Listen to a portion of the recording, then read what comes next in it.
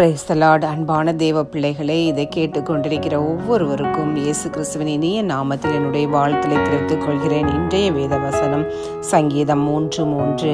ஆனாலும் கர்த்தாவே, நீர் என் கேடகமும் என் மகிமையும் என் தலையை உயர்த்துகிறவருமாயிருக்கிறீர்.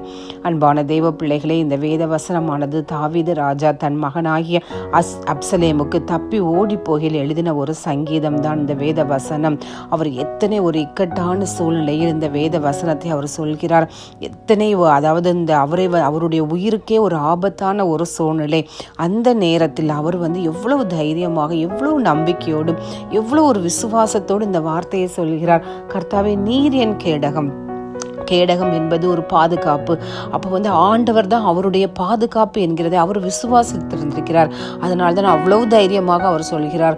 அந்த கேடகம் என்பது அவர் நம்மை சுற்றி ஒரு அரணாக, ஒரு கோட்டையாக அவர் அவ்வளவு ஆண்டவர் அந்த தாவீது ராஜாவை காத்து கொண்டு இருக்கிறதே அவர் அந்த விசுவாச அறிக்கையின் மூலமாக உறுதிப்படுத்துகிறார். அதாவது ஆண்டவருடைய பிள்ளைகளுக்கு ஆண்டவருடைய சித்தம் இல்லாமல் ஒரு காரியம், ஒரு தீமையான காரியம் ஒரு நாளும் அணுகுவதில்லை. சாத்தானின் சூழ்ச்சிகள் எதுவும் ஆண்டவருடைய சித்தம் இல்லாமல் அவருடைய பிள்ளைகளை அணுகுவது கிடையாது. அதை தாவீது ராஜா விசுவாசித்திருந்தார்.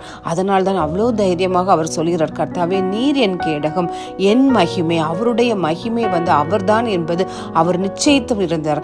அது மட்டுமல்லாது என் தலையை உயர்த்துகிறவர் அவர் என்பது அவருக்கு தெரிந்திருக்கிறது. ஆனாலும் இன்றைய நாளிலும் நாம் நம்முடைய ஜெபத்திலே நாம் தைரியத்தோடு சொல்லுவோம், ஆண்டவரே, நீர் என் கேடகம், என் குடும்பத்திற்கு நீர்தான் கேடகம், என் பிள்ளைகளுக்கு நீர்தான் கேடகம் என்று நாம் நிச்சயத்தோடு நம்முடைய ஜெபங்கள் நாம் அறிக்கையிடுவோம். நம்முடைய தலையை உயர்த்துகிற தேவன் அவர் மட்டும்தான். அவருடைய ஜனங்கள் ஒருபோதும் வெட்கப்பட்டு போவதில்லை என்று சொல்லியிருக்கிறார். அவருடைய வார்த்தை உண்மையானது. இன்றைய நாளிலும் நாம் அதை விசுவாசித்து அதை பற்றி கொண்டு ஆண்டவரிடத்தில் ஜெபிப்போம். தேவன் நிச்சயமாகவே நம் தலையை உயர்த்த வல்ல தேவனாயிருக்கிறார். கர்த்தர் தாமே இந்த வார்த்தையின் மூலம் உங்களை ஆசீர்வதிப்பாராக. ஆமென்.